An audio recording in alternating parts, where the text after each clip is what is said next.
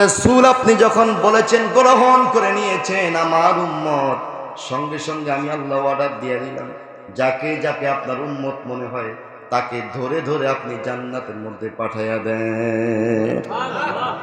আলিমু আন্নাল হাক্কা লিল্লাহ, তারা সেদিন জানতে পারবে ইবাদতের উপযুক্ত একমাত্র ছিলেন কে। দুনিয়াতে আজকে তোরা আল্লাহকে আল্লাহ বলে মানুষ, কিন্তু ইবাদত করিস না, ইবাদত করিস শয়তানের। কারণ ইবাদত হলো গোলামি করা, গোলামির অর্থই হলো হুকুম পালন করা। আমরা আল্লাহ পাকের সব হুকুম কেউই আমরা পালন করি না, বরং শয়তানের হুকুমগুলাই বেশি বেশি করে পালন করি। কথা কোন ঠিক কি না? শয়তান বলে অবৈধভাবে ইনকাম কর, আপনি সেটাই করতেছেন। শয়তান বলে মালে ভেজাল, আপনি তাই করতেছেন। শয়তান বলে চুরি করে, আপনি তাই করতেছেন।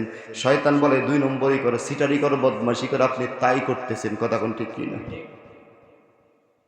এজন্য তারা সেদিন জানতে পারবে আসল প্রকৃত প্রভুকে। ফাআলিমু আন্নাল হাক্কা লিল্লাহ ফাকুল লা হাতু বুরহানাকুম। আল্লাহ পাক সেদিন বলবেন, কিরে দুনিয়াতে যার পথে চলেছি তাকে ডাক, যার পথে চড়া দুনিয়ার বুকে চলেছিলি তারে উপস্থিত কর, যার কথা তোরা শুনেছিলি তাকে উপস্থিত কর, যার কথা মতন জীবনটা পার করে দিয়েছিস তাকে আজকে হাজির কর। বলেন তো সেদিন কি হাজির করতে পারবো নাকি? তাকে হাজির করতে পারবো না। অর্থাৎ আল্লাহ পাক এটাই বুঝালেন, দুনিয়াতে যার কথা মতন চলেছিলি আজকে তাকে হাজির করে দেখি তার থেকে কোনো উপকার তোরা পাস কিনা, দেখি তার থেকে কোনো উপকার নেই। আজকে তো আমি ধরেছি।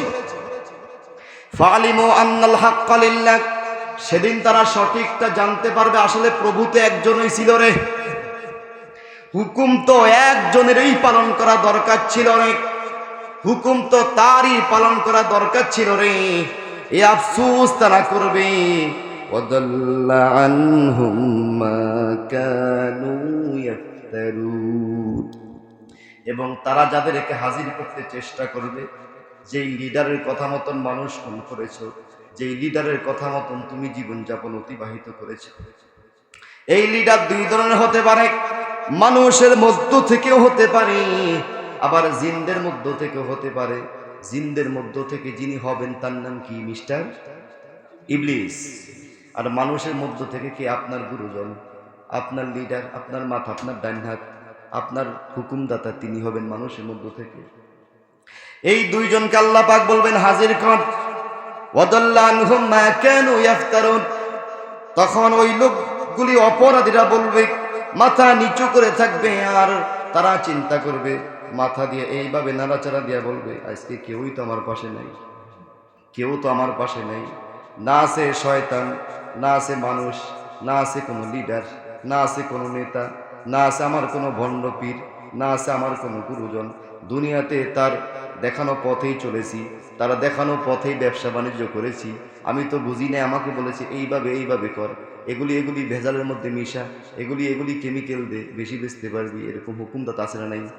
মানে আপনাকে যিনি হুকুম দেন, আপনি যেই হুকুমে চলেন, যার হুকুমে চললেন, তিনি হলেন আপনার লিডার। সমস্ত লিডারদেরকে আল্লাহ পাক সেদিন বলবেন যে হাজির কর, তোর কোন লিডার আছে, তুই কার হুকুমে চলেছিস, তাদেরকে ডাক। তখন মাথা নিচু করে থাকবে, আর আল্লাহ পাক তখন বলবেন, কিরে তারা কোথায় গেল, তাদেরকে ডাক। ওয়াদাল্লা আনহুম মা কানু ইফতারুন, সেদিন সবাই উদাও হয়ে যাবে। সে নিজে নিজে বলবে, আমার পাশে আজকে কেউ তো নাই, সবাই উদাও হয়ে গেল।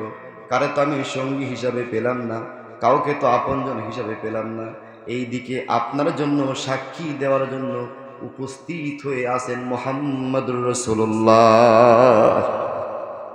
যার পক্ষে সাক্ষী দিবেন আল্লাহ পাক বলবেন, রাসূল আপনি সাক্ষী দিয়েছেন আপনার উম্মত, হ্যাঁ, আপনি যখনই সাক্ষী দিলেন কোনো হিসাব হবে না, কোনো হিসাব কিতাবের কোনো প্রশ্নই আসবে না।